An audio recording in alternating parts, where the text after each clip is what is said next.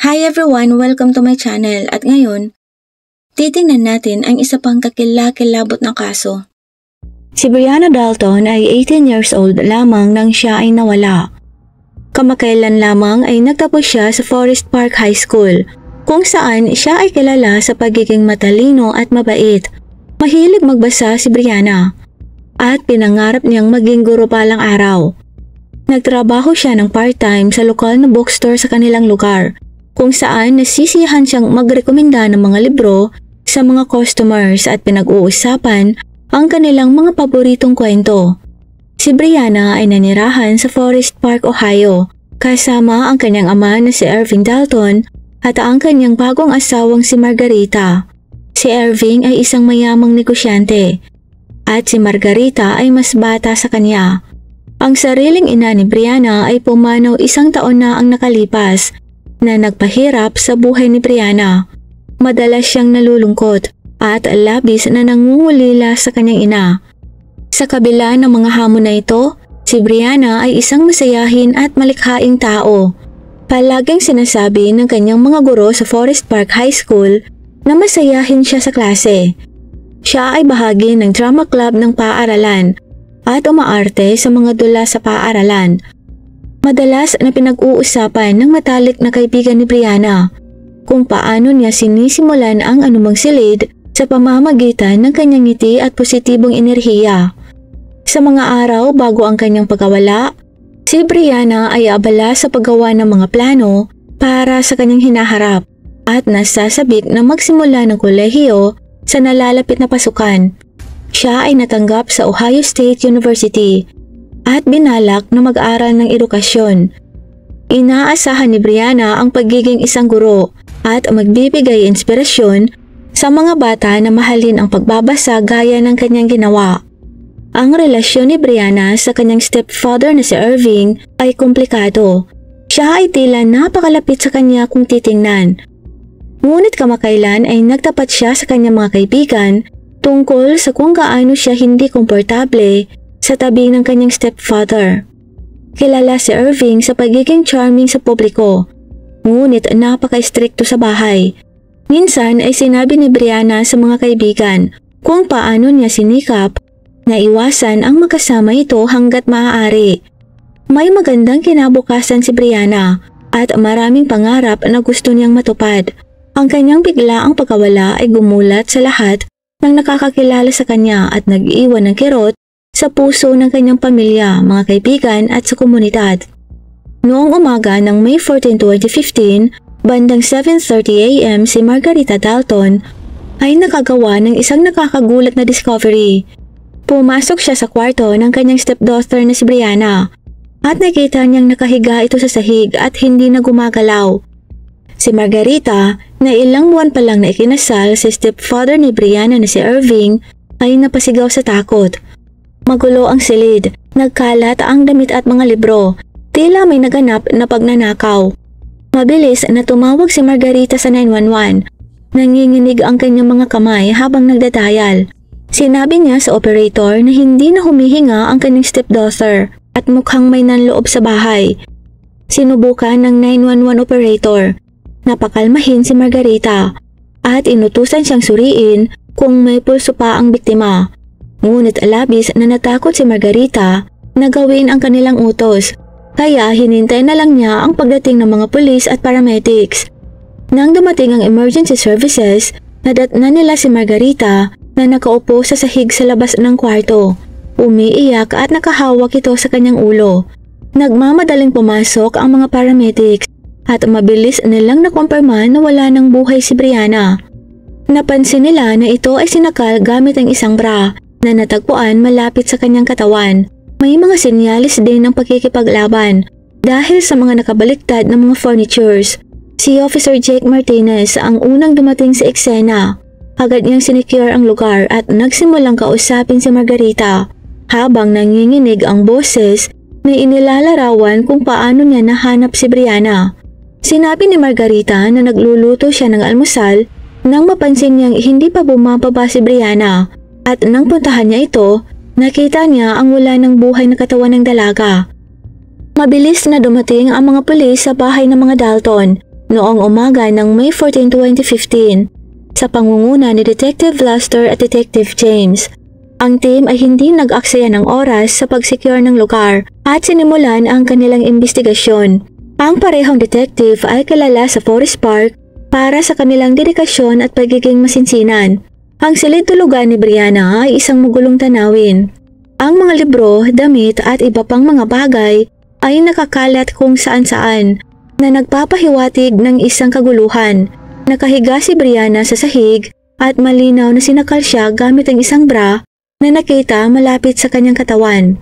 Napansin ng mga investigador na parang sinadyang ikalat ang mga gamit para pagtakpan ang tunay na nangyari. Sinimulan ng mga investigador ang kanilang trabaho sa pamamagitan ng pagkuha ng litrato sa buong silid at pagdodokumento ng ebidensya. Kinolekta nila ang mga fingerprints mula sa mga kasangkapan, mga hawakan ng pinto at mga bintana. Kumuha din sila ng mga sample ng fibers na natagpuan sa katawan ni Brianna at tinawag ang mga eksperto sa forensic upang tumulong. Gamit ang mga advanced na kagamitan tulad ng laminal, naghanap sila ng anumang bakas ng dugo na hindi nakikita ng mata. Kinapanayam din ng mga investigador si Margarita, ang stepmother ni Brianna. Sinabi ni Margarita na natulog na sila ni Irving bandang alas 11 ng gabi at wala silang narinig na kakaiba. Nakipag-usap din ang mga investigador kay Irving Dalton. Ito ay kalmado ngunit defensive na iginigiit na siya ay nasa isang business meeting noong nakaraang gabi at walang alam tungkol sa krimen. Sinabi niya na late siyang umuwi at dumiretso na siya sa kama. Ang kilos ni Irving ay nagdulot ng mga hinala sa mga pulis. Ngunit alam ng mga investigador na kailangan nila ng karagdagang ebidensya upang makumpirma ang kanilang mga teorya. Sa paglipas ng araw, ang mga investigador ay nagpatuloy sa pangangalap ng ebidensya. Kinuha nila ang foam at computer ni Brianna para sa pagsusuri. Umaasa na makahanap ng mga pahiwatig tungkol sa kanyang mga aktibidad at pakikipag-ugnayan sa mga araw bago ang kanyang pagkawala. Pinlano din nilang suriin ang mga security footage mula sa mga kalapit na bahay at tindahan upang makita kung may taong malapit sa bahay ng mga Dalton noong gabi ng krimen. Si Irving Dalton, edad 58, ang unang suspect na inimbestigahan ng mga pulis. Siya ay isang mayamang negosyante na kilala sa Forest Park para sa kanyang tagumpay sa real estate. Si Irving ay isang matangkad na kahanga-hangang figura na madalas na nagsusuot ng mga mamahaling terno at nagmamaneho ng mga mamahaling sasakyan. Sa kabila ng kanyang magandang imahe sa publiko, inilarawan siya ng maraming tao bilang strikto. Ikinasal si Irving sa ina ni Brianna noong bata pa lamang si Brianna. Sa pagkawala ng kanyang ina, naging legal na tagapag-alaga niya si Irving. Ang kanilang relasyon ay masaya naman kung titingnan. Ngunit kamakailan ay ipinagtapat ni Brianna sa kanyang mga kaibigan ang tungkol sa kanyang pagkabalisa sa tuwing kasama niya si Irving. May mga bulong-bulungan pa nga tungkol sa isang romantikong relasyon sa pagitan ni Irving at Brianna na naging dahilan kung bakit si Irving ang naging pangunahing suspect sa investigasyon. Dinala ng mga investigador si Irving para sa pagtatanong sa departamento ng pulisya sa Forest Park. Sa panahon ng interogasyon ay napanatili ni Irving ang isang kalmadong kilos. Sinabi niya sa mga investigador na siya ay nasa isang business meeting noong gabi ng krimen ni Brianna at late na nang umuwi. Sinabi ni Irving na dumiretso siya sa kama at wala siyang narinig o nakitang kakaiba. Tinanong ng mga detective si Irving sa relasyon nila ni Brianna. Inamin niyang hindi sila nagkakasundo kung minsan, pero itinanggi niya ang anumang maling gawain. Sinabi ni Irving na mahigpit siya kay Brianna dahil gusto niya itong mapabuti. Sa kabila ng kanyang kalmadong ugali, naramdaman ng mga investigador na may itinatago si Irving. Upang mas maunawaan si Irving, kinapanayam ng pulisya ang kanyang mga kasamahan at mga kakilala. Inilarawan siya ng marami bilang isang tao na gusto laging siya ang masusunod. Gayunpaman, walang anumang konkretong ebidensya na nag-uugnay sa kanya sa krimen. Ang posibleng motibo ni Irving para saktan si Brianna ay nagmula sa mga tsismis tungkol sa kanilang romantikong relasyon. Kung totoo ang mga tsismis na ito, maaaring nakaramdam si Irving ng banta sa posibilidad na ibunyag ni Brianna ang kanilang relasyon, kaya gumawa siya ng mahigpit na hakbang upang patahimikin ito. Sa kabila ng kanyang mahinahong mga tugon sa panahon ng interogasyon, ang ugali ni Irving ay nagdulot ng mga hinala. Siya ay napakaingat sa kanyang mga sagot at napansin ng mga investigador na iniiwasan niya ang direktang pakikipag-eye contact. Nakita din nila na kakaiba ang ipinakita ni Irving. Hindi ito nagpakita ng labis na emosyon tungkol sa pagkawala ni Brianna bilang stepfather. Nagpa siya ang mga investigador na maghukay ng mas malalim sa alibay ni Irving. Sinuri nila ang kanyang mga kasamahan sa negosyo upang kumpirmahin ang kanyang kinaroroonan noong gabi ng krimen. Habang kinumpirma ng kanyang mga kasamahan na siya ay nasa meeting, mayroon pa ring mga oras na hindi nila alam kung nasaan ito, kung saan nanatili itong kahina-hinala sa mga investigador. Ang kontroladong kilos ni Irving, ang mahigpit na relasyon niya kay Brianna, at ang mga bulong-bulungan tungkol sa kanyang pag-uugali, lahat ay tumutukoy sa kanya bilang isang pangunahing sospek. Alam ng pulisya na kailangan nila ng mas maraming ebidensya para makabuo ng mas matibay na kaso laban sa kanya, kaya ipinagpatuloy nila ang kanilang investigasyon. Si Margarita Dalton, edad 23, ang sumunod na sospek na inimbestigahan ng pulisya. Ikinasal siya kay Irving Dalton ilang sandali lamang matapos ang pagkawala ng ina ni Brianna. Si Margarita ay nagtrabaho bilang isang waitress sa Hooters bago pakasalan si Irving, at maraming tao na ang tingin sa kanya ay isang gold digger. Gayunpaman, alam ng mga taong malalapit sa kanya na totoong nagmamalasakit siya kay Irving. Sa kabila ng kanyang mga pagtatangka na bumuo ng isang magandang relasyon kay Brianna, naging mailap naman ang dalaga sa kanya. Dinala ng mga investigador si Margarita para sa pagtatanong. Sa panahon ng interogasyon ay kitang-kita ang pagkabalisa ni Margarita. Ang kanyang mga mata ay kitang-kita na galing sa pag-iyak. Sinabi niya sa mga investigador na natagpuan niya ang katawan ni Brianna ng umagang yon at agad na tumawag sa 911. Ipinaliwanag ni Margarita na nagluluto siya ng almusal nang mapansin niya na hindi pa pumapaba si Brianna, na nag-udyok sa kanya na tingnan ng dalaga. Inilarawan ni Margarita na mahirap ang relasyon nila ni Brianna. Inamin niya na si Brianna ay hindi kailanman naging mainit sa kanya at madalas na binabaliwala ang kanyang mga pagtatangka na makipag-bonding. Sinabi ni Margarita na sinubukan niyang maging isang mabuting madrasta, ngunit pakiramdam niya ay palagi siyang bigo. Sa kabila nito ay giniit niyang wala siyang kinalaman sa nangyari kay Brianna. Tinanong ng mga detective si Margarita tungkol sa gabi ng krimen. Sinabi ni Margarita na natulog na sila ni Irving bandang 11:11 ng gabi. Sinabi niya na wala silang narinig na kakaiba ng gabing yun. Tila totoo ang alibay ni Margarita, ngunit kailangan nilang i-verify ang mga ito. Para mas maunawaan nila si Margarita, nakipag-usap ang mga pulis sa kanyang mga kaibigan at dating katrabaho. Inilarawan nila siya bilang mabait, ngunit madaling maimpluwensyahan. Bagamat ang tingin ng iba ay parang pera lang ang habol ni Margarita kay Irving, walang naniniwala sa kanyang mga kaibigan na kaya niyang saktan si Brianna. Tiningnan nila ang mga talaan ng telepono ni Margarita at naghanap ng anumang senyales ng alitan sa pagitan nilang dalawa ni Brianna. Sinuri din ng mga pulis ang footage ng CCTV camera mula sa bahay ng mga Dalton at sa mga kalapit na lugar upang makita kung totoo ang alibay ni Margarita sa gabing yon. Gayunpaman, alam nilang kailangan nilang ipagpatuloy ang kanilang pagsisiyasat at tiyakin na wala silang makaligtaan. Si Van Stoltz, 26, ay ang nobyo ni Brianna at ang ikatlong sospek na inimbestigahan ng pulisya. Nagkaroon ng magulong nakaraan si Vance, kabilang ang isang kasaysayan ng pagkahilig sa bawal na gamot. Sa kabila ng kanyang mga isyu, may nakita si Brianna kay Vance at sinubukan niya itong magbago. Si Vance ay nanirahan sa isang maliit na RV sa labas ng Forest Park. Siya ay kilala na madamdamin ngunit pabago-bagong ugali.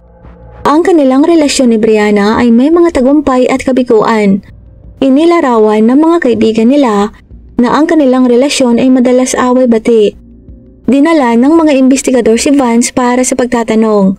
Sa panahon ng interogasyon, si Vance ay kinakabahan at nababalisa. Umiikot siya sa kanyang upuan at umiiwas na makipag-eye contact. Nang tanungin tungkol sa gabi ng krimen kay Brianna, sinabi ni Vance na nasa bahay siya at nanonood ng palabas sa TV at nakatulog ng maaga. Sinabi niya na hindi niya nakita si Brianna ng ilang araw bago ito nawala. Tinanong ng mga investigador si Vance tungkol sa relasyon nila ni Brianna. Inamin ni Vance na nagtalo sila kamakailan tungkol sa paggamit niya ng bawal na gamot, ngunit iginiit niyang hindi niya ito sinaktan. Naging emosyonal si Vance, paulit-ulit na sinasabing mahal niya si Brianna at gusto niyang magbago para sa kanya. Sa kabila ng kanyang madamdaming tugon, napansin ng mga detective ang mga hindi pagkakapare-pareho sa kanyang kwento. Upang mangalap ng higit pang impormasyon, nakipag-usap ang pulisya sa mga kapitbahay ni Vance. Binanggit nila na nakarinig sila ng malalakas na ingay at sigawan na nagmumula sa kanyang apartment noong gabi ng krimen. Sinabi ng isang kapitbahay na nakita niyang umalis si Vance sa kanyang apartment bandang hating gabi at hindi niya ito nakitang bumalik hanggang umaga. Nireview din ng mga detective ang phone records ni Vance. Nakakita sila ng ilang missed calls at text messages mula kay Brianna noong gabi ng krimen. Makikita sa mga messages na nag-aalala si Brianna kay Vance at gusto nitong makipag-ayos sa kanya. Gayunpaman, walang konkretong ebidensya na direktang nag-uugnay sa kanya sa krimen. Kaya nagpasya ang mga investigador na halughugin ang apartment ni Vance. May nakita silang mga kahina-hinalang gamit, kabilang ang punit na tela, natugma sa material na kamiseta ni Brianna. Natuklasan din nila ang mga paraphernalia na nagpapahiwatig na si Vance ay gumagamit pa rin ng bawal na gamot. Pagamat ang pag-uugali ni Vance at ang nakitang ebidensya ay nagdulot ng mga hinala, alam ng mga investigador na kailangan nila ng higit pang mga ebidensya upang makagawa ng isang matatag na kaso. Nagpatuloy sila sa pagsisiyasat na umaasang matuklasan ang katotohanan tungkol sa kalunos-lunos na pagkawala ni Brianna at mapanagot ang kriminal sa kanyang ginawa. Noong May 16, 2015, 2 araw pagkatapos ng nangyari kay Brianna, lumitaw ang bagong ebidensya. Isang maulan na Sabado ng umaga nang makatanggap ng tawag ang mga investigador mula sa isang lokal na residente na nagngangalang Greg, na nakatira malapit sa pamilyang Dalton. Sinabi niya na natagpuan niya ang isang bagay na kahina-hinala sa kanyang likod bahay. Mabilis namang nagtungo ang mga investigador at ibinigay ni Greg sa kanila ang isang lumang sapatos. Naisip ni Greg na maaaring konektado ito sa kamakailang krimen. Kinuha ng mga detective ang sapatos at bumalik sa istasyon para sa karagdagang pagsusuri. Tinanong din nila si Greg kung may nakita siyang tao malapit sa kanyang bahay noong gabi ng krimen. Sinabi ni Greg na wala siya sa kanila dahil dumalo siya sa isang business trip at nakabalik lang noong umagang yon. At wala naman siyang napansing kakaiba bago siya umalis. Sa istasyon, sinuri ng mga eksperto sa forensic ang sapatos. Nakakita sila ng mga bakas ng putik at damo na nagmumungkahi na ito ay ginamit kamakailan. Higit sa lahat, natuklasan nila ang isang maliit na mantsa ng dugo sa loob ng sapatos. Ang sapatos ay may panlalaking sukat at tumutugma sa laki ng sapatos ni Irving Dalton. Sinuri din ng mga investigador ang sapatos sa listahan ng mga bagay na kinuha mula sa silid ni Brianna. Nalaman nilang hindi ito kabilang sa nawawala, na nagtaas ng higit pang mga katanungan tungkol sa pinagmulan nito. Nagpasya ang mga investigador na maghanap pa sa paligid ng bahay ni Greg ng mas maigi. Umaasa silang makahanap ng higit pang mga clues na maaaring magturo sa kriminal. Hindi nagtagal natuklasan nila ang isang nakatagong daanan mula sa likod bahay ni Greg patungo sa bahay ng mga Dalton. Ang daanan ay tinutubuan ng mga damo at halos hindi napapansin. Ngunit may bakas na ginamit ito ng isang tao kamakailan. Muli ring sinuri ng mga detective ang security footage mula sa mga kalapit na bahay na nakatuon sa paligid ng bahay ni Greg. Napansin nila ang isang anino na gumagalaw sa daanan bandang hating gabi. Ang bagong katibayan na ito ay nagbigay sa mga investigador ng isang bagong lead. Nagpasya silang muling interviewin si Irving at tinanong nila tungkol sa sapatos at sa nakatagong daan. Patuloy na itinanggi ni Irving ang anumang pagkakasangkot. Ngunit naramdaman ng mga investigador na malapit na sila sa katotohanan. Noong May 20, 2015, ang tagumpay sa kaso ni Brianna Dalton ay nagmula sa hindi inaasahang pagtuklas. Ang mga detective ay nakatanggap ng isang tawag mula sa forensic lab. Ang mansya ng dugo na natagpuan sa sapatos ay tumugma sa DNA ni Irving Dalton. Ang pagtuklas na ito ay ang mahalagang piraso ng ebidensya na kailangan nila. Si Irving Dalton, edad 58, ay isang mayamang negosyante sa real estate na kilala sa kanyang kabutihan sa publiko at sa kanyang pagiging makontrol sa pribado. Napangasawa niya ang ina ni Brianna noong bata pa si Brianna at naging legal na tagapag-alaga nito pagkatapos ng pagkawala ng kanyang ina. Sa kabila ng kanyang pampublikong persona, ang mga bulong-bulungan tungkol sa kanyang hindi naaangkop na pag-uugali kay Brianna ay nananatili. Tinapos ni Irving si Brianna para itago ang katotohanang buntis ito sa kanyang anak, bunga ng kanilang lihim na pagsasama. Natakot siya sa iskandalo at ang mga potensyal na legal na epekto ay makakasira sa kanyang reputasyon at masisira ang kanyang kasal kay Margarita. Noong gabi ng May 13, 2015, pumunta si Irving sa kwarto ni Brianna para kumprontahin ito. Naging marahas ang paghaharap nila at sinakal niya ito gamit ang bra. Pagkatapos ay inayos ang eksena upang magmukhang isang pagnanakaw ang naganap. Gamit ang bagong katibayan, maingat na pinlano ng mga detective ang pag-aresto kay Irving. Noong umaga ng May 21, 2015, sa ganap na alas 7 ng umaga, dumating sila sa bahay ni Irving. Binuksan ni Irving ang pinto, nagulat ito nang makita ang mga pulis. Ipinaalam sa kanya ng mga investigador na siya ay nasa ilalim ng pag-aresto para sa pagtapos kay Brianna. Sinubukan ni Irving na manatiling kalmado, ngunit ang kanyang mga kamay ay nanginginig habang nilalagyan siya ng posas at binasa ang kanyang mga karapatan. Magkahalong pagkabigla at pagsisisi ang reaksyon ni Irving sa pagka-aresto sa kanya. Hindi siya lumaban, bagkus ay patuloy na iginiit na siya ay inosente. Gayunpaman, ang ebidensya na sapatos na may nakitang dugo niya at ang lihim na daanan papunta sa bahay ni Greg ay ang nagturo sa kanya bilang kriminal. Habang kumakalat ang balita sa pag-aresto kay Irving, ang mga kaibigan at pamilya ni Brianna ay parehong nabuhayan ng loob at nawasak.